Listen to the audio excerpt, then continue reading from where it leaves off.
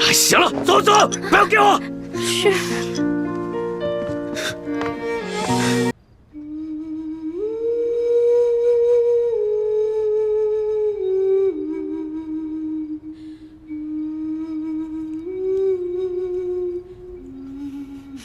一欢怎么还醒不过来啊？世叔姑娘，这头疼的毛病，是从娘胎里带出来的顽疾，微臣无能啊！一群没用的东西！朕就问你，他这个病严不严重？朕要听实话。此病十分罕见，只有古医书上有记载。若是一欢姑娘能醒过来，便能逢凶化吉。听你这个意思，他还有醒不过来的可能。过了今晚，如果明天一欢姑娘还没醒，恐怕就怎么样？就再也醒不过来了。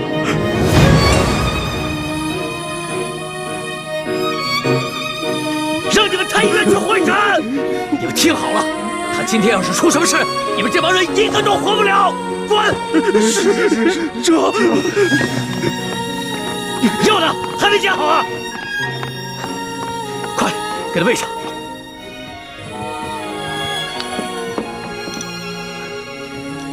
快，欢儿，朕以后再也不冲你发脾气了啊！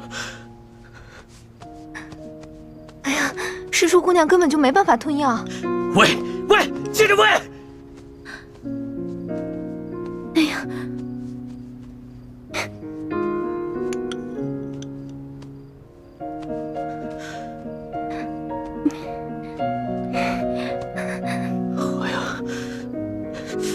行了，走走，不要给我。是。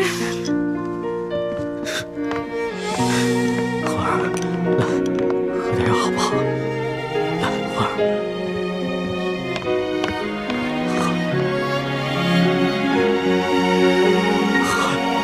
欢儿，喝点药。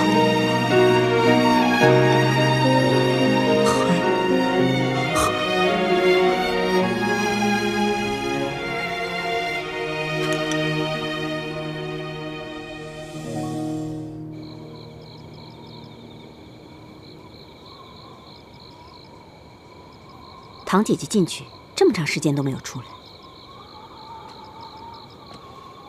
你们说，该不会是靖王和大师兄怀疑武师父，所以才反复询问吧？别胡说，事情尚未查明呢，不能下猜疑。是。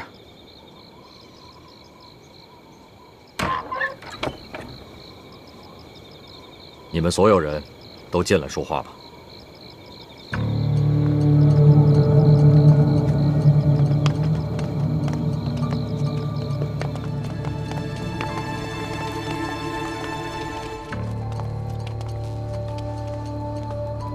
诸位师傅，我和义父问了你们所有的人，现在每个人都有嫌疑，也都有合理的理由。我实在不知道该如何分辨。你们都是我最亲近的人，如果弄错了，冤枉了人，我这心里……不仅太子，就连我，也是左思右想，难以决断。在此，我只想告诉这个人。不管你是谁，我相信你对我。但每个人都有嫌疑，也都有合理的理由。我实在不知道该如何分辨。你们都是我最亲近的人，如果弄错了，冤枉了人，我这心里……不仅太子，就连我，也是左思右想，难以决断。在此，我只想告诉这个人。不管你是谁，我相信你对我们还是有些感情的。我希望你能够迷途知返，不再为吴三桂所用，助纣为虐。只要你肯主动自首，我李定国保证既往不咎。是啊，到时候我们还是最亲密的战友，还是一家人。那现在怎么办？现在查不出内奸，对我们很危险。不要紧。既然我们知道了这个内奸就在我们中间，那我们就静观其变。大家都忙了大半夜了，都先休息一下吧。我跟五妹也去查探一下吴三桂的动静。五妹，走。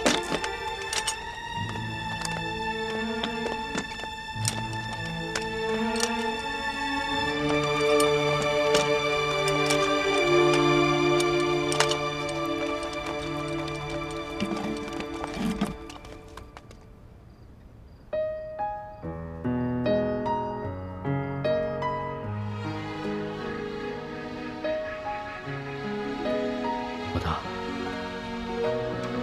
别睡了。好。其实朕知道，你不信我，定是因为你觉得朕还要罚你，对吗？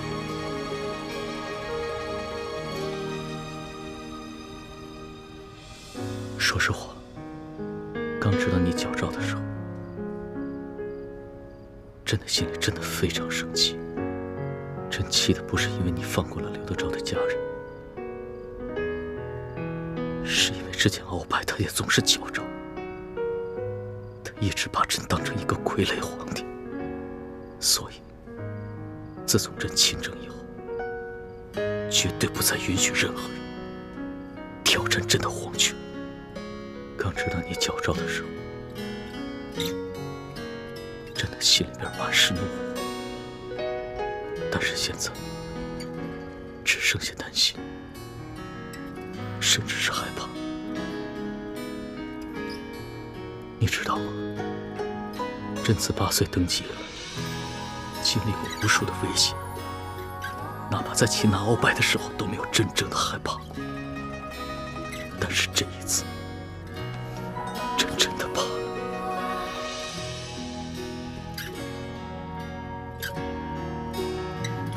老大，朕真的不能没有。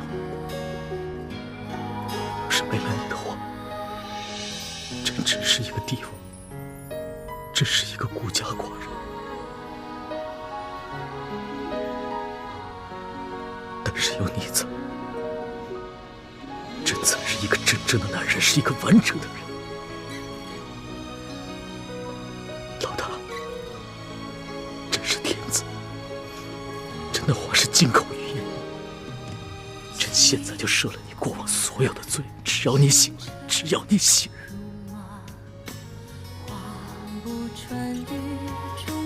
你醒醒吧，别睡。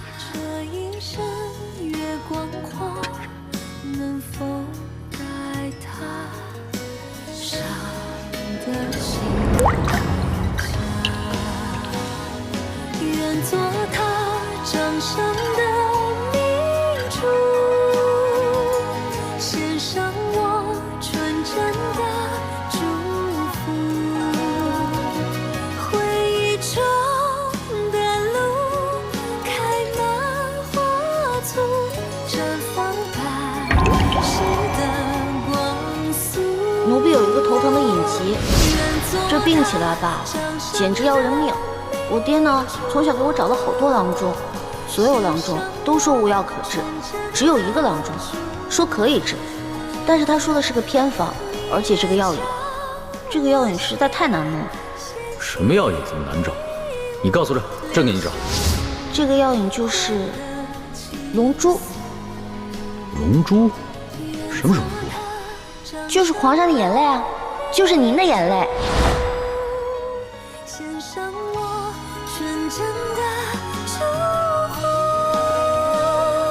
回忆中的路开满花簇，绽放百世的光速，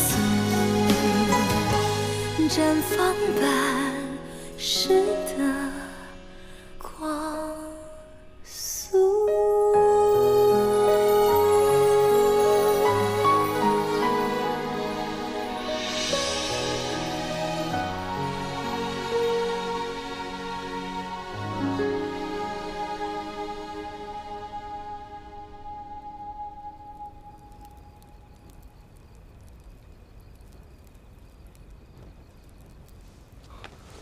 诸位师傅，我有办法查出内奸是谁了。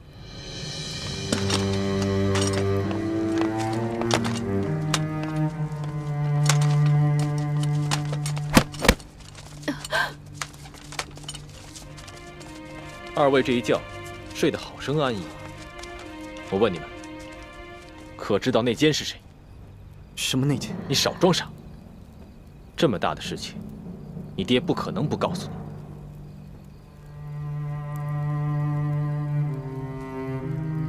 诸位师傅，既然已经知道内奸必定是我们当中一个人，为了证明自己的清白，我要求你们每个人都刺吴应奇一剑，杀了他。等义父和武师傅回来，也会每人补上那一剑。不行，大师兄，吴三桂虽人人得而诛之，可吴应奇是无辜的呀。他不仅没有做错任何事情，还救了我们的命。是，他的确没做错什么。但谁让他是吴三桂的儿子，这就是最大的错。怎么，你下不去手吗？难道你已经为情所困，不惜变节投敌了吗？你怎么变得如此冷血残暴？为了光复大明的大业，我只能不择手段了。查不出这内奸是谁，后患无穷。我同意太子的提议。若是吴三桂的内奸，他一定不敢杀了他的小主子。谁下不了手，谁就是内奸。我也同意。大师兄，你这么做的目的，无非是想查出内奸。可如果此时内奸也狠下心来捅上一剑，那吴应奇不是白白冤死了吗？那吴应奇也不会白死，我会把他的尸身送给吴三桂，告诉他，杀死他儿子的，他精心培养的内奸也有份儿。就算这个内奸可以替自己辩说自己是被迫刺的那一剑，吴三桂也不可能放过他。这个内奸就再也没有办法为吴三桂效忠了。此计太妙了，我同意。我也同意。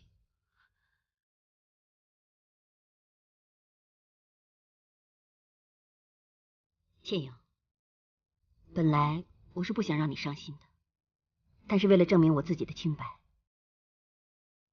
我不得不同意了。不行，你们若是想杀他，就必须先杀了我。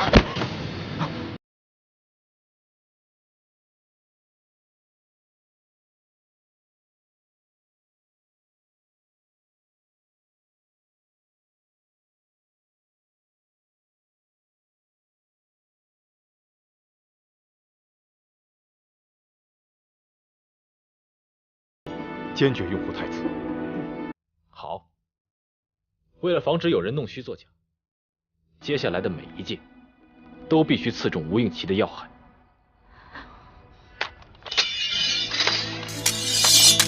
娘，你不用担心，他们只是要杀我，不会为难你的。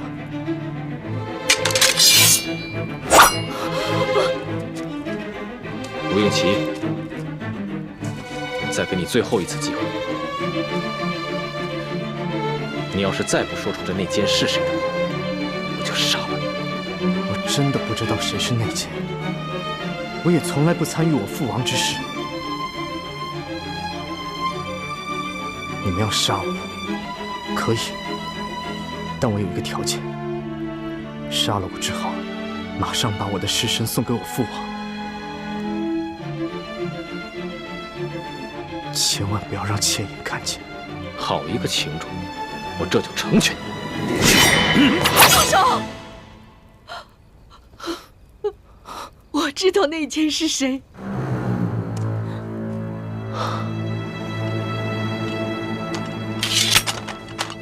王妃若早肯说出这内奸是谁，又何必大费周章？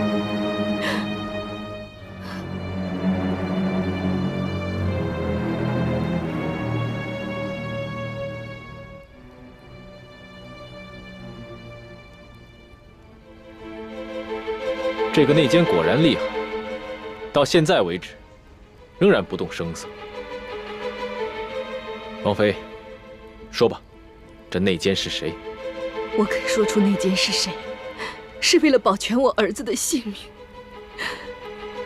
可是你们一个个凶神恶煞，不讲信用，在你们这些人当中，我只信任晋王，只有晋王回来，我要他发誓，确保我母子平安，我才肯说。义父跟武师傅去勘察敌情了，1个时辰之后便会回来。到时候，你要敢耍什么花样的话，你儿子照样活不了。我就这么一个儿子，我虽然平时不干政，但是王爷他非常宠爱我，他处理军政大事从来不避讳我，所以我当然知道内奸是谁。那就好，我也不想杀了你儿子，让我师妹恨我一辈子。只要你说出这内奸是谁，我和义父定会保你们母子平安。好，一言为定。但我还是要求你们给我们整理出一间厢房，我要为我儿子上药。上药在这里上就好了，收拾什么厢房？我儿子不仅手上有伤，臀上也有伤，那可是为了你女儿挨的50军棍。再说，我儿子好歹也贵为平西王府的2公子，岂能在这么多人眼皮子底下脱衣上药？三师傅，这么小的要求，答应了也无妨。正好院子左侧有几处厢房，你去挑一间整齐一点的，给你儿子上药吧。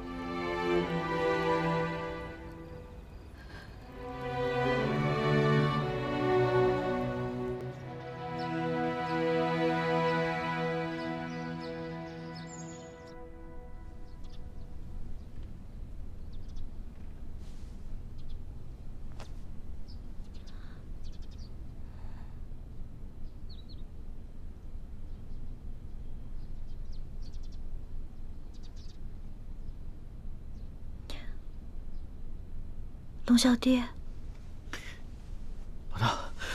老大，你终于醒了，真不是在做梦吧？扶我起来。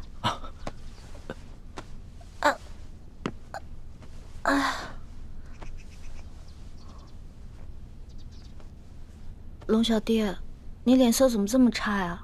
你是不是一晚上没睡，一直坐那儿守着我呀？你还说呢，这都差点被你吓死了。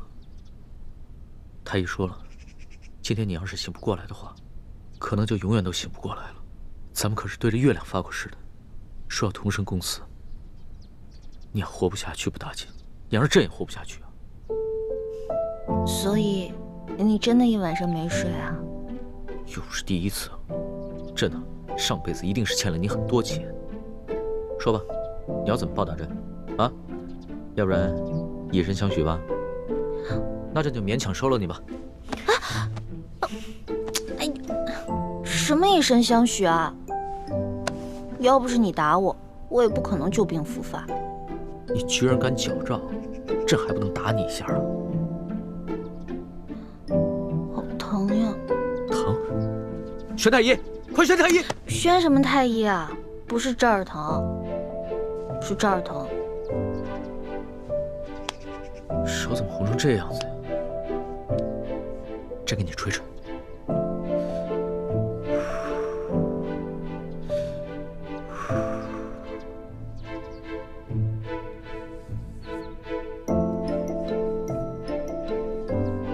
早知道你是这么个纸老虎啊，这么不经打，朕就换个法子来惩罚你。其实小的时候我偷懒不肯学习，师傅跟爹就是这样罚我的。但我基本上都是1哭2闹3上吊，就躲过去了。也就是说，朕这一次也是差点上了你的当。哼，怪不得你的技艺杂而不精，跟你哥哥比起来差远了。在家有猪哥哥，在外有龙小弟，我干嘛还要学啊？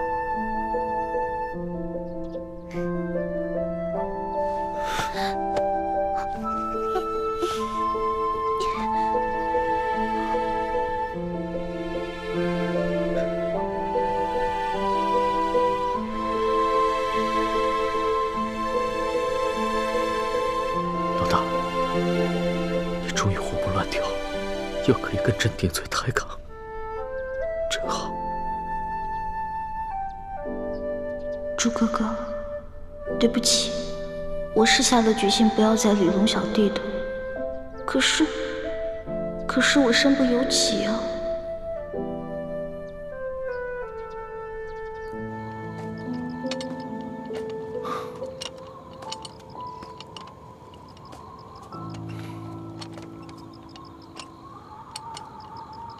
天都快亮了，义父跟武师傅怎么还没回来？大师兄，秦氏执意要等大师傅和武师傅回来才肯说出内奸是谁。会不会他想指认的凶手就是武师傅？混账！不许妄言！叶师弟不必着急，过不了多久，真相自然就大白了。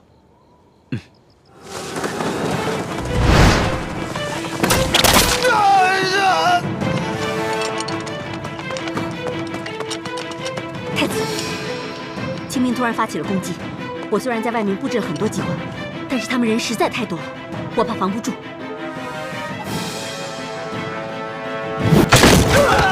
上面！给我上！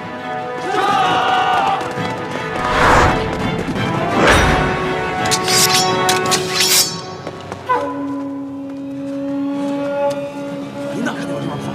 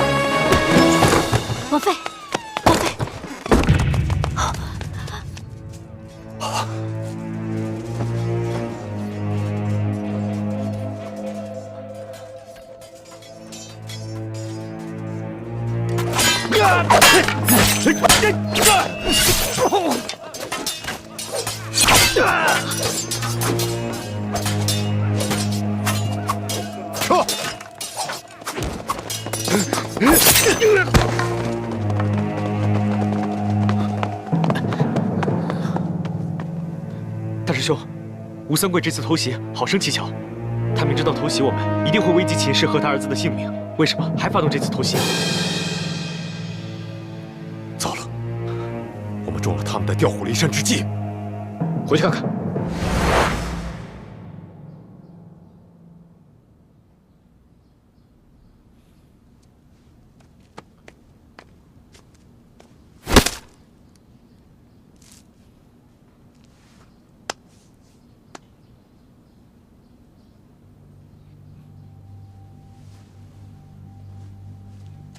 他是中了呆若木鸡散。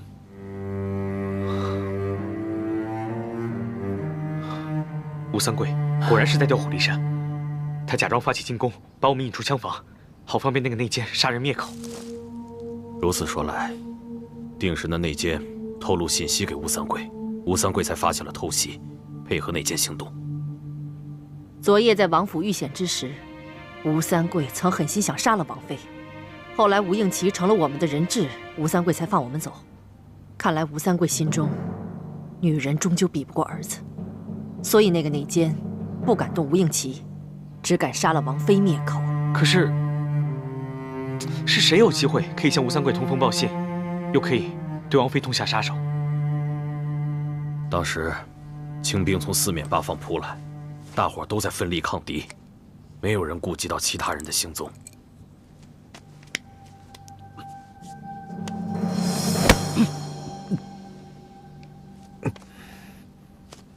你现在至少舌头能动了，快说，内奸是谁？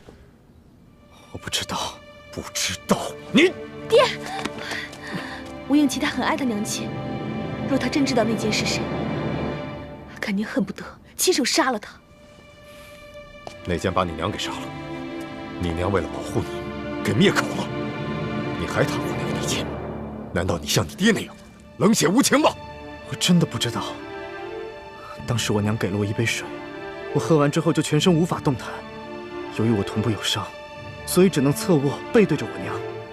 然后我就听见外面有嘈杂声，好像是厮杀声。接着房顶上就有声响了，好像是有一个人跳下来了。之后我娘就趴在我身上，我想问也问不出来。然而我的身体又动弹不了，我真的不知道是谁。刚才清兵偷袭的时候，大家都出去御敌，我因为腿上有伤，所以只能留下来守护他们母子。我当时也听到屋顶上有响动，但是却无法分身进屋查看。想来就是在那个时候，内奸由屋顶进入，杀了王妃。这个内奸为了方便行动，不想让吴应奇认出他是谁，所以先在秦氏的水中下了呆若木鸡散。此前呆若木鸡散的解药已经泄露，这就再次证明，这个内奸是我们最亲近、最可信的人，也就在我们这几个人之中。大家不用猜了，这个人一定是唐一手。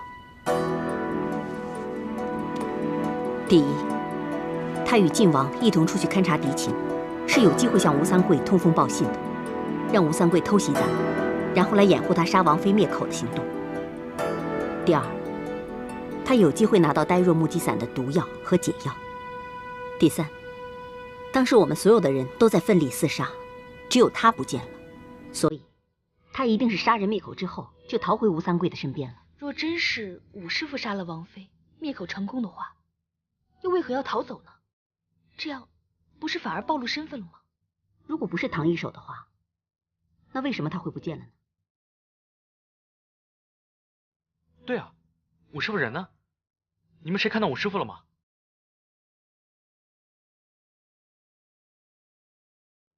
难道这内奸真是武师傅？可我觉得武师傅不像内奸。那你觉得我们几个中间谁像内奸？内奸的脸上又没有写字，何以是的？我也不想怀疑是他，可是偏偏他不见了，我也不得不怀疑是他了。不，内奸不可能是武师傅。为什么？你那么相信他？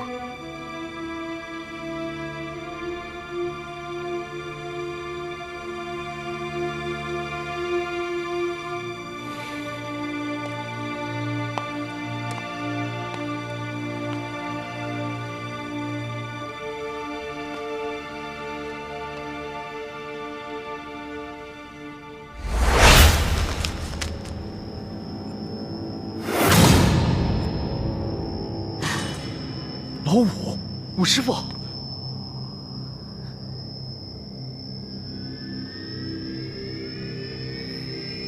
这是我和义父，还有武师傅，为了查出内奸而设下的引蛇出洞之计。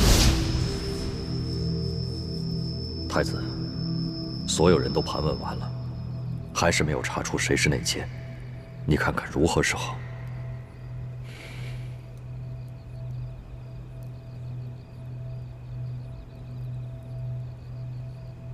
义父，我有一计，可以引得内奸现身，但是需要武师傅配合。何计？义父，你看，若让武师傅假扮秦氏，足可以以假乱真。我们不妨让他跟秦氏互相易容，互换身份，然后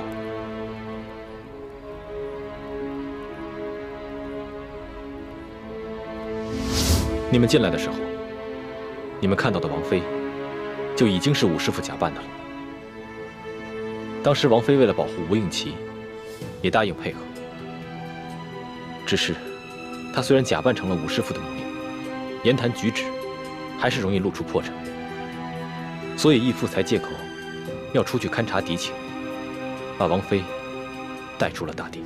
大家也都累了，都休息吧。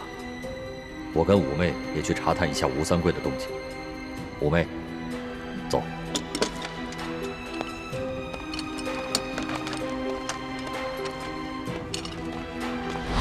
难怪刚才王妃死的时候，吴应琪一点都不伤心，连一滴眼泪都不掉。大师兄，难怪你当时像变了一个人一样，原来是为了引出内奸而设的计谋。我收回刚才对你说的那些话，希望你不要介意。小师妹，你我本是兄妹，不必说这些。只是我没想到，我的计谋竟然害得武师傅丧命。大师兄，你也别太难过了。我们大家谁也不会想到，武师傅竟然中了呆若木鸡散，以至于连还手的能力都丧失了。这也是我想不通的地方。内奸要对付秦氏这个手无缚鸡之力的人，难道还用得着下呆若木鸡散吗？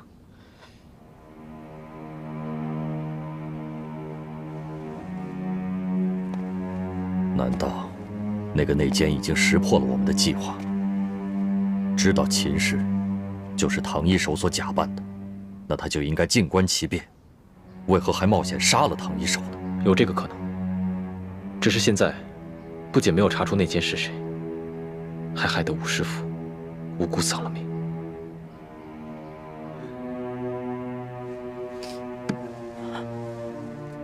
靖王，那现在我娘身在何处啊？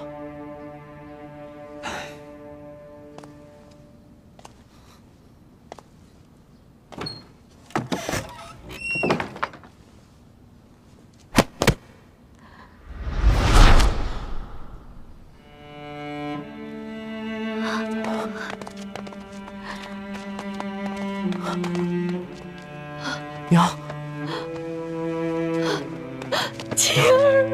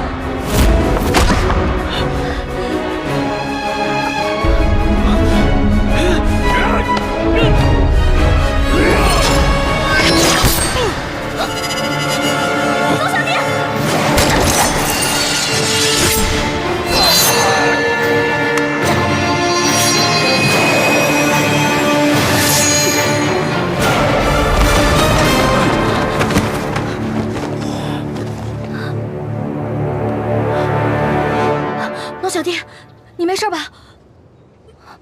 来，慢点。没事，还好有你的金层背心。拦住他们，我去救皇上。你去吧。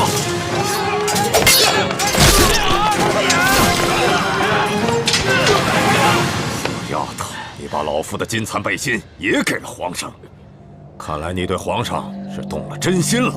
只可惜，就算是皇上穿了金蚕背心，老夫也一样要他的命。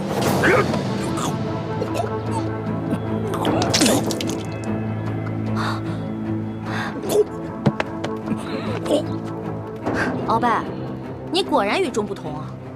别人中了我的7步倒，只能走7步，没有想到你追了我们这么多步才倒，厉害！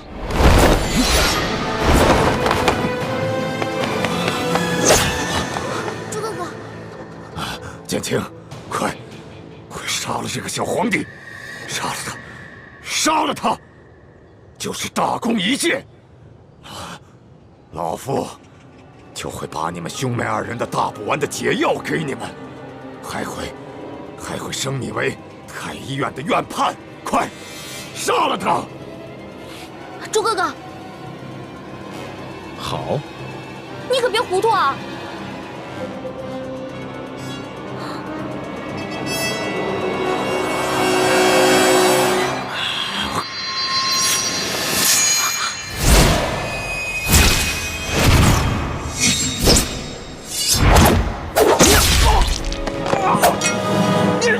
中堂大人，你忘了，我是奕欢的哥哥，当然要帮自己的妹妹。你们这大补丸的解药都不想要了吗？中堂大人，你又忘了，我是大夫，大补丸的解药我会解出来的。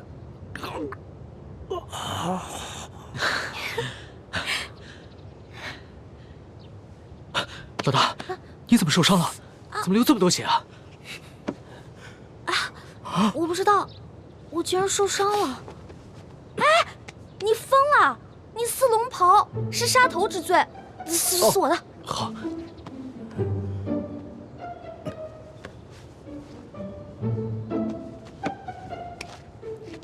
哎，等等，皇上，奴才这有手绢儿。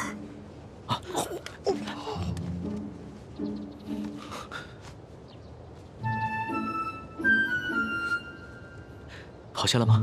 嗯。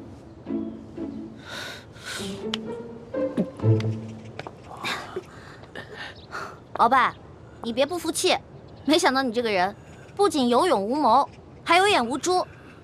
站在你面前的根本就不是什么皇上，他是皇上的替身龙三。你说他是龙三？护驾，护驾！这边快！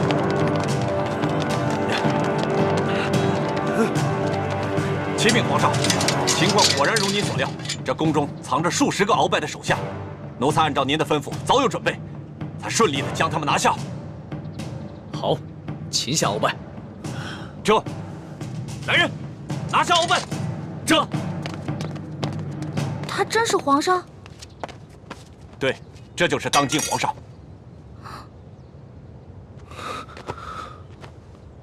微臣参见皇上。丫头，你白长了一双大眼睛，中看不中用。你可知这玄烨在先皇的皇子中排行老3，龙三的名字是他平时出宫微服私访时的化名。你也不好好想想，他要不是真正的皇上，何来的这等的气象啊？你真的是皇上？3日侍寝的时候，为什么朕要戴着面具？朕跟你说话的时候也是破绽百出，可是你都没有发现。朕还从来没有见过像你这么单纯可爱的女孩。华妹，赶紧下跪！你这个骗子！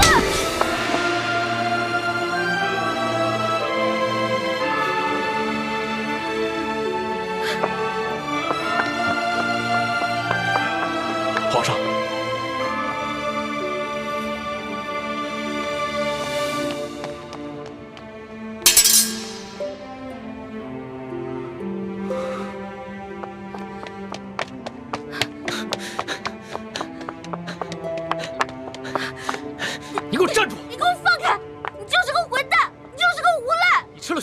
敢了！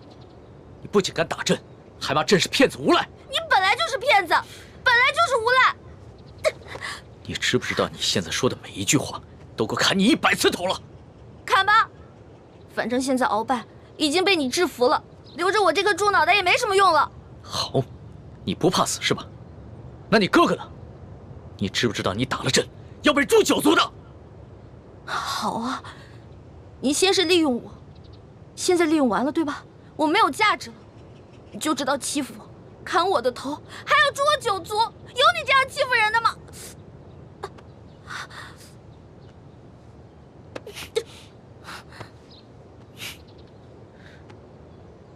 伤口这么深，你还乱动？你等一下，朕马上让你哥哥过来给你止血。现在都要砍我和哥哥的头了，还止血干什么？朕难道不该砍你的头吗？你知不知道从小到大，还从来没有人打过朕？就算朕的皇阿玛在世的时候，也从来没有动过朕的一根手指头。那还不是因为你骗我？你跟我说你不是皇上，你是龙三，我是你的老大。那小弟做错事了，老大教训一下怎么了？那要你这么说的话，还是朕的错了。没错，就是你的错，谁让你骗我了？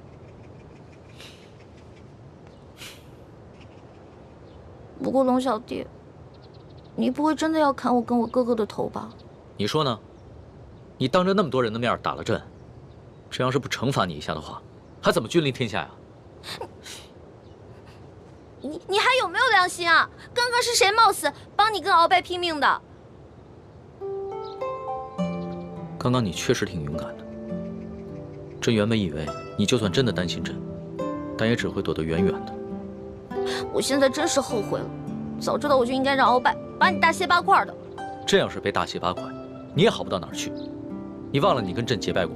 你还说我被你玩得团团转，你现在很得意很开心是不是？那你不也一样吗？啊，老骗我这个那个的，现在知道自己牛皮吹大了。我从小生在穷山村里面，我以为皇上都是那种威严的，哪成想是你这种泼皮无赖样。我怎么就泼皮无赖了？那你还一直女扮男装欺骗朕呢？啊？那反正你踢朕挨了一刀，又给了朕1巴掌，这事扯平了。不过，龙小，皇上，是不是以后我得跟他们一样，毕恭毕敬的叫你皇上了？那当然了，在外人面前，朕只能是皇上，你就不能胡闹。只不过，私底下，你如果还愿意叫朕龙小弟的话，朕会很开心的。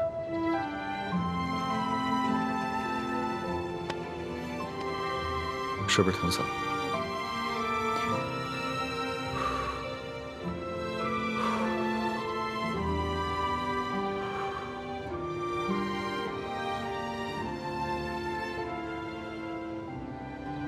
所统，奴才在。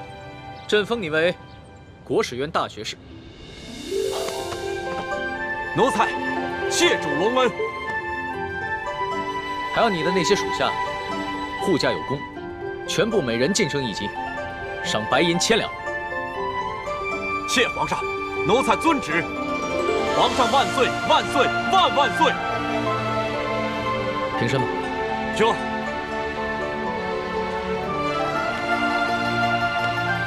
李建清，臣在。朕封你为太医院副院判，赏黄金100两。皇上，臣之医术还不够格担任太医院副院判一职，若是勉强忝居高位，于臣也未见有益。臣护驾乃是臣分内之事，不求封赏，只求当好一名御医。你年纪轻轻就能淡泊名利，很好。不过既然是你救了朕，那就是为朕立下了大功，朕也得赏罚分明啊。你要是不愿意升职的话，那朕就赐你一件黄马褂，准你有急事的时候，可以直接穿着黄马褂进宫见朕。多谢皇上。桓大爷，奴婢在。你为了帮朕铲除鳌拜，不惜冒着生命危险潜伏在鳌拜的身边，还识破了鳌拜要给朕下毒的阴谋，为朕擒下鳌拜立下了首功，可谓是有胆有识、有勇有谋的女中豪杰。你想要什么？尽管说出来，朕都会遂你的愿。皇上，奴婢只有2件事想请求皇上。这第一件事，想让皇上撤去奴婢的答应之位。朕本来就要准备取消你答应的封位，封你为嫔，让你做一宫之主。皇上误会了，奴婢不是嫌答应的封位太小，而是奴婢只想做一个小小的宫女。为什么？因为奴婢的满八旗身份是鳌拜帮我伪造的，之前为了迷惑鳌拜，所以皇上给奴婢封了一个答应之位。可是现在鳌拜已经就擒了呀，所以奴婢也没有必要再假意的做皇上的后宫嫔妃了。这有什么的？朕早就想过了，找一个八旗的宗亲认你做义女，赏你们李家一个满八旗的身份就是了。其实这跟几起也没什么关系。最主要的是，奴婢年少的时候家里给奴婢定了亲，虽然奴婢的未婚夫前几年外出游学，暂时失去了联系，但是婚约还是在的，所以奴婢没有办法侍奉皇上。你的意思是，将来有可能还是要出宫，去跟你的未婚夫完婚？这大清朝跟历代历朝都是一样的，推崇信义为先，这婚约自然也要遵守，所以奴婢就不能侍奉皇上，希望皇上成全。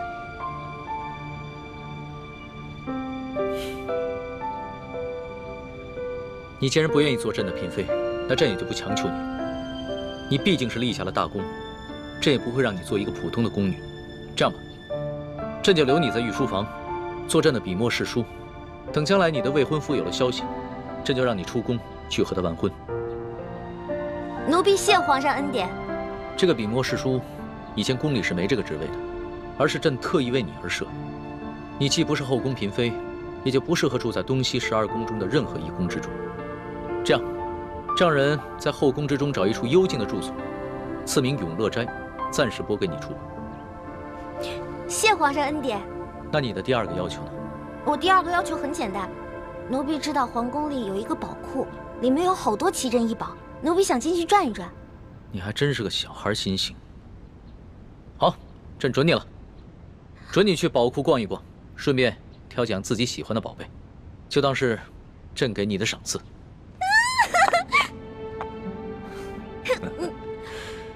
多谢皇上恩典。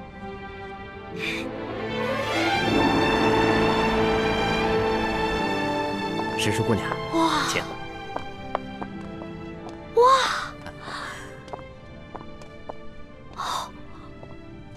公公，这皇宫宝库里面有这么多的宝物啊！是啊，我都不知道挑什么了。石叔姑娘，我跟你说，这宝库中的奇珍异宝啊，有数十万件。姑娘喜欢哪一件，告诉我，我来帮你选。李公公啊，你可知道皇上为何让我来选宝物啊？这个不知道，但是我知道，如今姑娘可是皇上身边的大红人呐。我在这宫中已经30、40年了，还是第一次看到奉旨到宝库中来选赏赐的事情啊。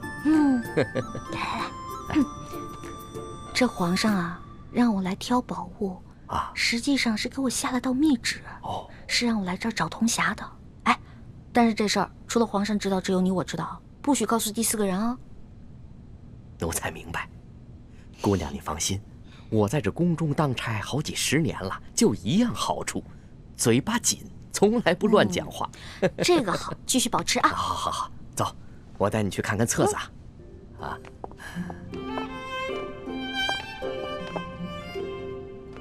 姑娘，这宝库里的所有宝物啊，都在这个册子里面。我们看看这个铜匣。这个是铜匣的，你看看，这个宝库里的铜匣呢，一共有174件，不知姑娘想要哪一件？李公公啊，这个铜匣呢？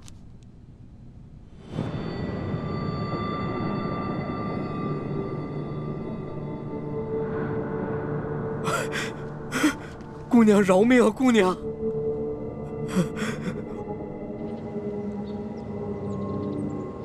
什么？铜匣被鳌拜拿走了？李公公说大概3个月前吧，这个鳌拜呢私自拿走了一个铜匣，还叮嘱他不能告诉任何人。我去登记册上看到铜匣的形状，应该就是我们要找的那个。恐怕不是鳌拜私下拿走的，是李公公亲自拿去献给鳌拜的。这个李公公现在还不知道我们已经知道了他是鳌拜的内奸，所以他在言语中呢为自己脱罪遮掩。哎，朱哥哥，我可听了你的话啊，没有揭穿他。你刚才说什么？3个多月前，那不正是义父告诉我们铜匣秘密的时候吗？难道鳌拜也知道了铜匣的秘密，所以抢先一步拿走了铜匣？可是鳌拜怎么知道铜匣的秘密呢？难道我们明珠谷出了奸细？奸细？我觉得会不会是鳌拜觉得那个铜匣很顺眼，自己比较喜欢，就顺手拿走了呢？环美，这么大的事情，我们不能存在侥幸心理。皇宫的宝库中有数10万件的珍宝，鳌拜偏偏选中了铜匣，一定是铜匣的秘密泄露了。那也就是说，咱们明珠谷有内奸了，那怎么办啊？眼下之计，只有想办法到鳌拜府上拿到铜匣，在暗中通知师傅们排查谷中所有人，找到奸细。学姐姐说的有道理，之前这康熙啊，一直担心我中了大补丸的毒，但他不知道咱们已经把毒悄悄的给解了，所以呢，我可以借口找解药，亲自搜查鳌府，康熙肯定会答应我的。环美，康熙一直对你言听计从，就连你之前打了他一巴掌，他也饶恕了你。但是，你千万不要被他的柔情蜜语所迷惑。哎，朱哥哥，哎呀，你在其他事上都挺大气的，怎么这件事上这么小气呢？我接近康熙，还不是为了帮你实现为你父皇报仇、光复大明的梦想，结果你还怀疑我。对不起，环美，是我想多了。也不知道为什么，我心里总是不踏实。等我们拿到了铜匣，一起撤出紫禁城，再也不要见康熙了，好吗？怎么，你不愿意啊？哎呀，说实话啊，在这皇宫里呢，有最大的老大罩着我，想吃什么吃什么，想玩什么随便挑，这种感觉还真让我轻飘飘的。我还想多享受几天呢。你呀，哎呀，好了好了好了，我只是把我自己内心的话说出来而已嘛。为了不让你生气，我保证等找到铜匣以后，跟你们一起撤，行了吧？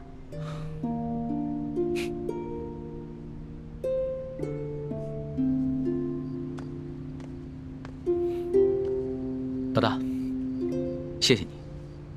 要不是你的金蚕背心，说不定小弟就再也见不到老大了。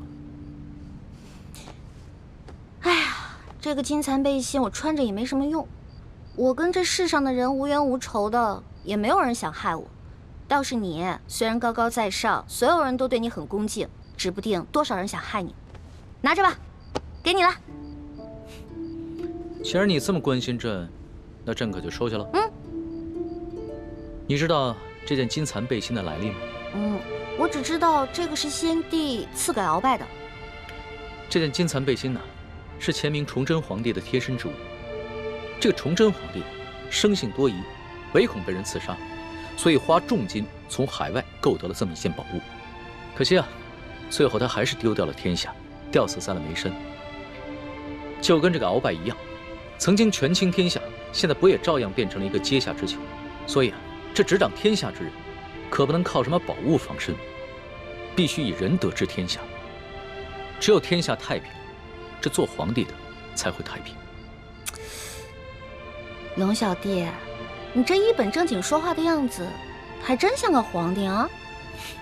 什么叫像个皇帝？朕本来就是个皇帝。是。而且，朕会说到做到。哎呀，老大，你怎么了？你没事吧？没事，可能是大补丸的那个毒发作了。那怎么办呀？我已经命索额图去查抄鳌拜府了，命他一定要找出大补丸的解药。不，这索大人吧，他去找，他即便看见了，他也不知道哪个是。要不然你还是让我去吧，我去搜吧。不是，可是你这样能坚持住吗？我其实刚来的时候吧，吃了我哥哥给我制的那个药，虽然不能根治这个毒吧，但是可以缓解一下。你让我稍微缓一下啊。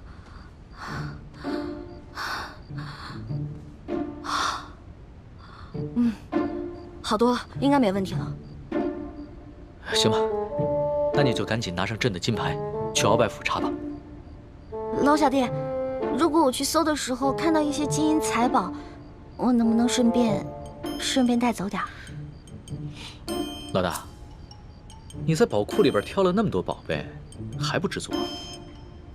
钱是个好东西嘛，多多益善啊。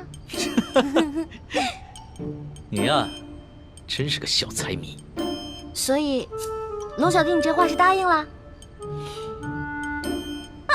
谢谢龙小弟。这样，等我发了大财以后，一定带你去京城第一酒楼吃顿好吃的，行不行？嗯，好，就这么定了。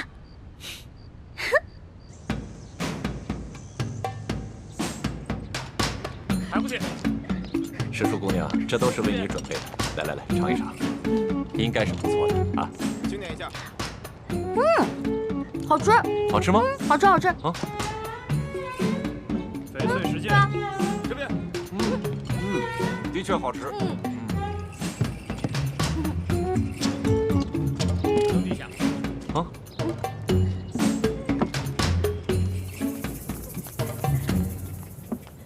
表姨父，这是查抄的物品清单，您过目。啊。这大补丸的解药，府中里里外外、上上下下都搜了个遍，还是未能找到。这怎么能行啊？大补丸解药是最重要的东西啊！皇上说了，掘地3尺也要找出来。继续搜。是，卑职这就亲自带队再去搜一遍。快去。你走。这，师叔姑娘，这是查抄的物品清单，您长长眼，过过目。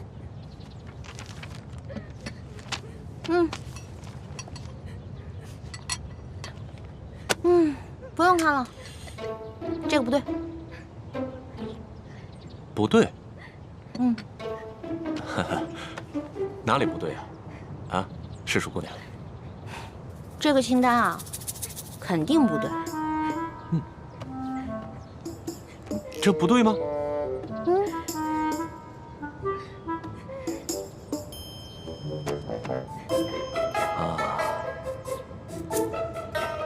好，师叔姑娘，咱们能不能借一步说话？好啊。走。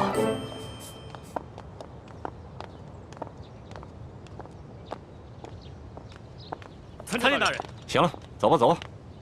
走。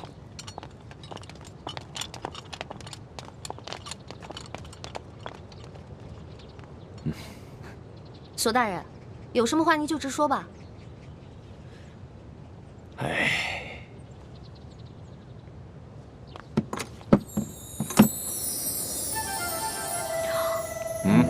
哇，这么多金银珠宝啊，连在皇宫的宝库里都没见过呀。师叔姑娘，你这眼光挺毒啊，一眼就看出这账目不对啊。实话实说吧，这2箱宝物还真就没入账。咱俩来鳌拜府也不能白辛苦这一趟吧？咱们2:1天作5，把这2箱宝物给他分了，这样如何？分了，这不太好吧？这有什么不好的啊？这皇上命咱们俩来查抄这鳌拜府，其实就是想赏咱们俩一个发财的机会，这你都不懂吗？那也是，咱就别跟皇上客气了。是啊，那咱跟皇上客气什么呀？啊？那这样，一会儿你找个人啊，帮我把这箱抬到甬来摘去。没问题啊。这个包在我身上，你就不用担心了啊。那世淑姑娘，这些账目可对了？嗯？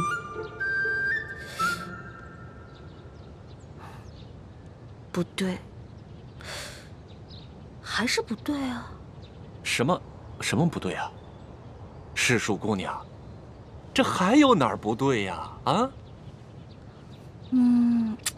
这个不对。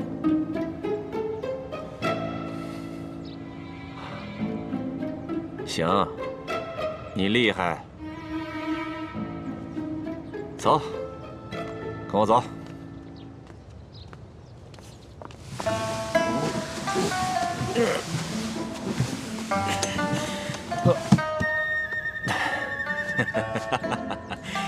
哎呀，世淑姑娘，这是我藏的最后一箱的宝物了，啊，没入账的宝物了。哎，这个箱子也没有。鳌拜到底将铜匣子放到哪儿了？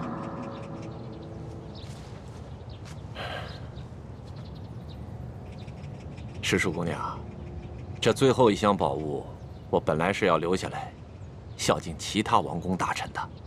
你想啊，咱俩捞到了这查抄鳌拜府的肥差，这朝里多少眼睛盯着咱俩也不能不懂规矩啊，是不是？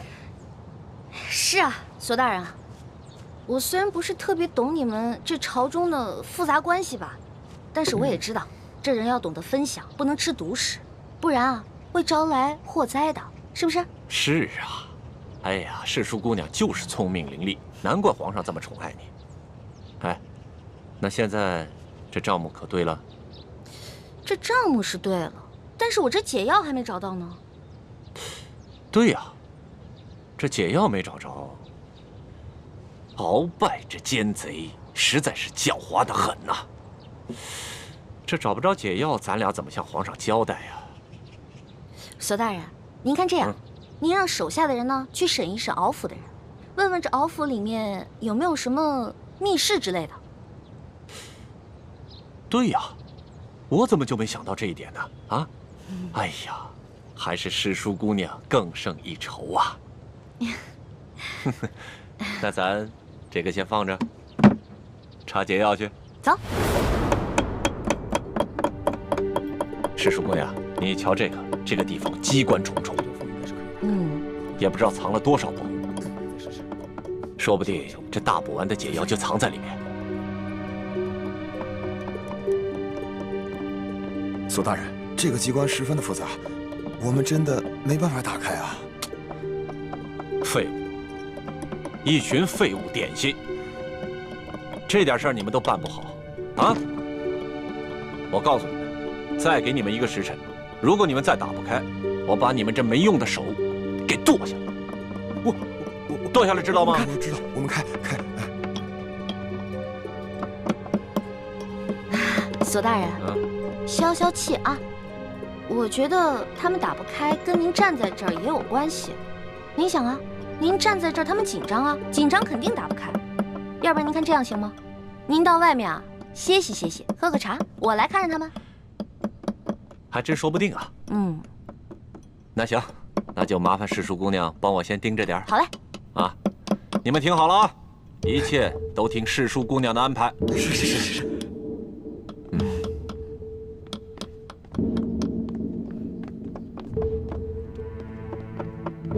世淑姑娘，这个机关设计得非常巧妙，我等真的无力打开啊！是啊，我看看。